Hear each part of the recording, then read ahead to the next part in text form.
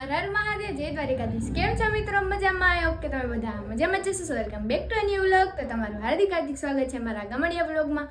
આજે તો બહુ લેટ વ્લોગ સ્ટાર્ટ કર્યો છે, આપણે 10:15 થઈ ગયા અને આજે અમારા ગામમાં છે રામનવમીનો મહોત્સવ, જે હું તમને બતાવીશ. અત્યારે સવારના તો રથયાત્રા હતી, એમાં આપણે પહોંચી તો ના શક્યા, પણ બપોર પછી પ્રોગ્રામ છે એ હું તમને બતાવીશ. અને આજે એવા છે મારા નાન બાપુ ને બીજા મામાને છે એ, તો સારું હાલો એને મળીએ.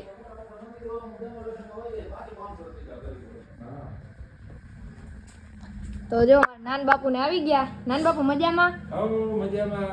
જો અહીંયા મામા બેઠા. મામા મજામાં? મજામાં. તો વાંધો નહીં. શિવાભાઈ હવે વિદાય લે હે નહીં શિવાભાઈ? કે રોકાવું હજી? એને તો રોકાવું હે મિત્રો, પણ નાન બાપુ આવ્યા ને જવું પડશે, બાકી એને મજા આવે અહીંયા. અને જો મમ્મી ચા કરે હે. આજે વ્લોગ લેવા મિત્રો આપણે લેટ થઈ ગયો. હમણાં મમ્મી યાદ દેવરાયું નહીં મમ્મી? મારી મમ્મીને બધું યાદ રહે. મારી મમ્મી યાદ દેવરાય તારું વ્લોગ નથી ઉતારવો. અને જો અહીંયા પપ્પા બેઠા, થોડુંક કામ હેતી, બાર કામ જવાનું હે નહીં એવું હે. અને કલે જો અહીંયા બેઠો. સરપ્રાઈઝ છે. હાલો ને, એ તો આવશે ત્યારે ખબર પડશે, તો ડાયરેક્ટ સરપ્રાઈઝ દઈ દેવું આપણે. તો સારું હાલો કન્ટિન્યુ. ફાઇનલી મિત્રો પપ્પાને વયા ગયા છે ને બાર ગામ જવાનું હતું ત્યાં. અને ગુજરાતી ફેમિલી હોય અને પપ્પા ના હોય એટલે એક જ વસ્તુ બનતી હોય, તમને ખબર જ છે નહીં મમ્મી? વઘારેલા ભાત. હા જોઈ લો. એમાં મારી મમ્મી તો કાચી કેરી નાખે, તમે જોયું કે? પછી તેમાં વટાણા છે, નાટકવાના બધું મિક્સ પુલાવ જેવું કરે ને મમ્મી. પપ્પા ના હોય ને એટલે વઘારેલા ભાત ને એવું જ કર્યા રાખવાનું હોય.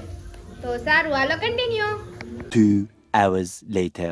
તો ફાઇનલી મિત્રો આપણે મસ્ત મજાના એકદમ રેડી થઈ ગયા છીએ. જવાનું છે રામનવમી છે ને મહોત્સવ સેલિબ્રેટ થાય છે, તો આપણે ત્યાંનું તમને રામ મંદિરનું ડેકોરેશન બતાવું ને આ જે પણ પ્રોગ્રામ છે તો એ તમને બતાવું. અને હમણાં મિત્રો અમારું હે ને ગામ ડેવલપ થઈ છે, કારણ કે ધીરે ધીરે આટલું બધું કંઈ હતું નહીં પહેલાં, પણ હવે હે ને ડેવલપ થતું જાય છે બહુ જ બધું. એટલે બધા જ તહેવાર ધામધૂમથી ઉજવે છે, એટલે અમને બધાને જોરોશોરોથી મજા પણ આવે છે, અમને પણ ઉજવવાની અને આમાં ઉત્સાહ જાગે કે ના હાલો હવે કંઈક આપણા ગામમાં પાછું કંઈક નવીન થાય, તહેવાર આવે ને એટલે તો મજા આવે એમ. તો મિત્રો મારા નાન બાપુને એ આવી ગયા છે ને હું તમને કરતી હતી સરપ્રાઈઝ. તો સરપ્રાઈઝ એ છે કે મારા નાન બાપુને એ લેવા ગયા હતા ગાડી, તો જો એ લઈને આવી ગયા છીએ. હમણાં હું મળાવું નાન બાપુ. જો પપ્પાને એ આવી ગયા. ચુન્ની છે, એક મુન્ની નથી. જો આવી આપણે ડાયરેક્ટ રાખી દીધી. ઓ નાન બાપુ કોંગ્રેચ્યુલેશન. થેન્ક યુ કયો. Thank you. હા એમ નવી ગાડી લઈ આવ્યા એમ ને? જોઈ લ્યો મિત્રો મારા નાન બાપુને લેવા ગયા હતા જુનાગઢ. મેં તમને કીધું હતું ને બારગામ ગયા. જોઈ લ્યો જોરદાર હે મિત્રો, એક નંબર. આ સ્વિફ્ટ અને આપણી લાલી કેમ બાકી કટ આવે ને તો સારું હાલો. હવે થોડાક ટાઈમ પછી આપણે હવે એમાં વહી જાય. આપણે રમવાનું હોય મજા આવે, કારણ કે પ્રોગ્રામ નવીન થાય તો આપણે તો રપ દોડે રમવાના. તો હવે થોડાક બધા ભેગા થઈ જાય શેરીના, એટલે આપણે જઈએ રામ મંદિરે. અને રામ મંદિર પણ હું તમને બતાવું.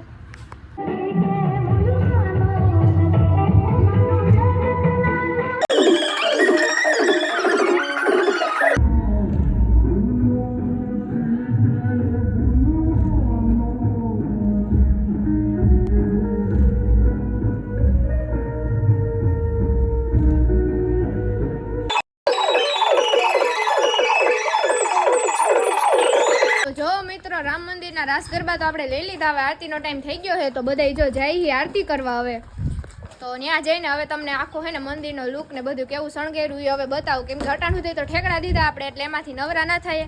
તો હવે આપણે બધું બતાવીએ.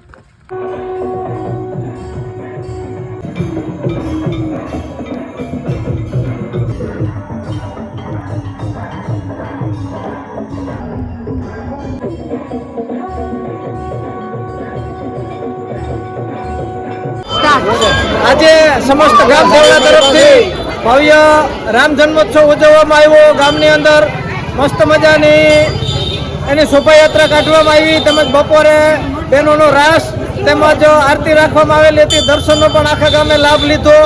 તેમજ અત્યારે સાંજે સમસ્ત ગામ દ્વારા મહાઆરતીનું આયોજન કરેલું હતું. ખૂબ બહોળી સંખ્યાની અંદર ગ્રામજનો આવ્યા હતા. બોલો જય શ્રી રામ. જય શ્રી રામ.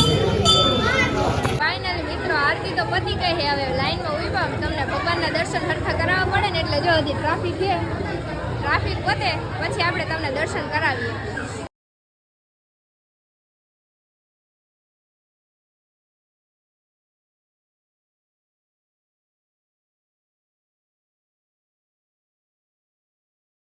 તો મિત્રો ઘરે પહોંચી ગયા છીએ આપણે અને ઘરે આવીને જોયું તો મમ્મીના પપ્પા આવ્યા છે નહીં મમ્મી, તો મમ્મીને કંઈક તો નવીન કરવું જ પડે ને મિત્રો. નવીન એટલે આપણે હમણાં કર્યું તો એવું જ, કેમ કે બધે નટાણે ઉનાળાની સિઝન એટલે એવું જ ભાવતું હોય. તમને ખબર જ છે કે અમારે શ્રીખંડ ને એવું જ હોય. તો શ્રીખંડ ભાઈ લેવા ગયો હે, મમ્મી રોટલી કરે છે, પૂરી નથી કેમ કે નાન બાપુને પૂરી આટલી બધી ના ભાવે તો મમ્મી રોટલી કરે છે. આ આપણે સાબુદાણા અને બટેટાના પાપડ કર્યા હતા, ઈ બટેટાનું શાક, તળેલા મરચાં અને સલાડ. હા રહેતું નહોતું મિત્રો, કંઈ વાંધો નહીં. તો વિડીયો ગમે તો લાઈક શેર સબસ્ક્રાઈબ કરી દેજો અને મસ્ત મજાની કોમેન્ટ કરી દેજો.